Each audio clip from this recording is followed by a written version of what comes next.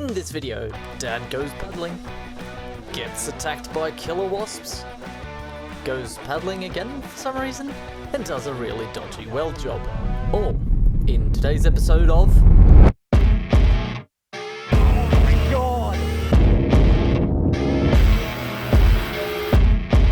Hi guys, John here. Welcome back to another amazing day out at the island. Now I've just been for my morning jog over on the mainland there. Most of the time I try and take the stand-up paddleboard, and the reasoning is that it's a free ride. It's 3 kilometers, free exercise towards my goal of keeping my body in shape so I don't get adversely affected by my multiple sclerosis. The distance is 500 meters one way, and that gives me generally around about 50 kilometers of free exercise every year. If you can find a way to integrate exercise into your life, it becomes super easy to do it. You don't even think about it. You just do it every single time. It becomes a habit, and your body will thank you, and your mind will thank you to no end. To the rest of today. And today is an awesome day. We've finally received a small piece of hardware that we've been waiting on to fix the world's most powerful electric airboat. If you do remember from our previous videos, you would have seen the build. Now, a few months ago, there was a fault on one of the systems. Now, the airboat actually has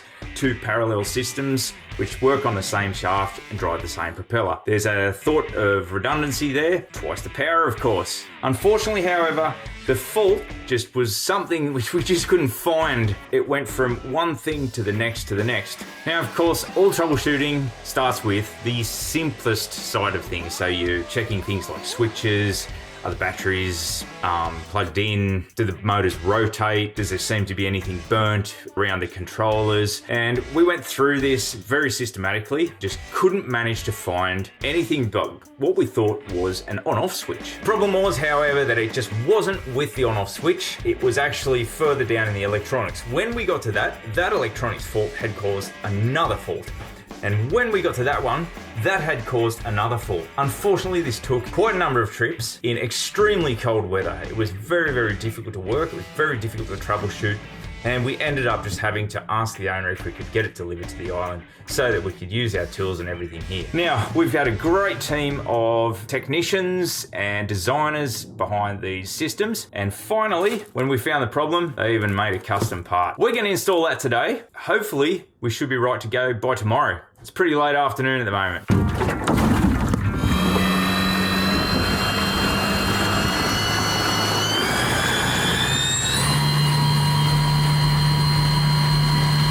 Okay, so the first challenge is before we even get started. There's a wasp nest in here. I'm really allergic to wasps, so I have to be really careful. A couple of years ago, I ended up in the emergency ward with a severe anaphylactic shock, sort of the breathing problems kind of thing. So I have to get back over the island, get something to sort these wasps out and get them out of here.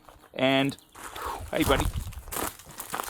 And grab a couple of extra tools and of course an EpiPen. Okay, so I'm not having much luck getting things done today. Coming over the lake now, I'm in the middle of the lake, and something went seriously wrong. And I'm pretty sure, because we don't have anything on the propeller, that it's going to be the connector between the 2 shafts. One of them days.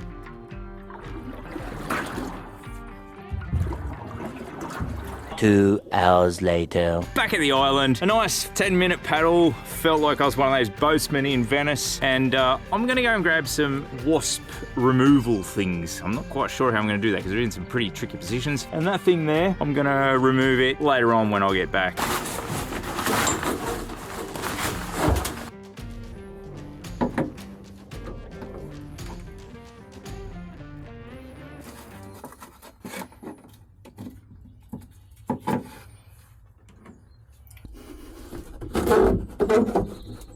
Wasp nests are gone, I'm in the clear, and I'm actually going to call it a day. I'm heading over to the island for now and get back into this tomorrow.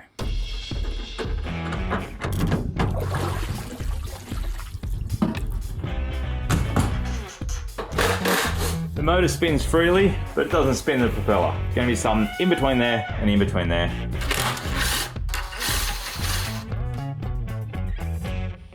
That's all it was. It's just our old connector that we made. This is from the original setup. It's done many a kilometre. The weld has cracked in there. It's going to be super DIY fix this tonight. I'm going to head up to the welder. So I just actually removed the axle straight out of the motor. It's going to be a simple weld because it goes back right where it was.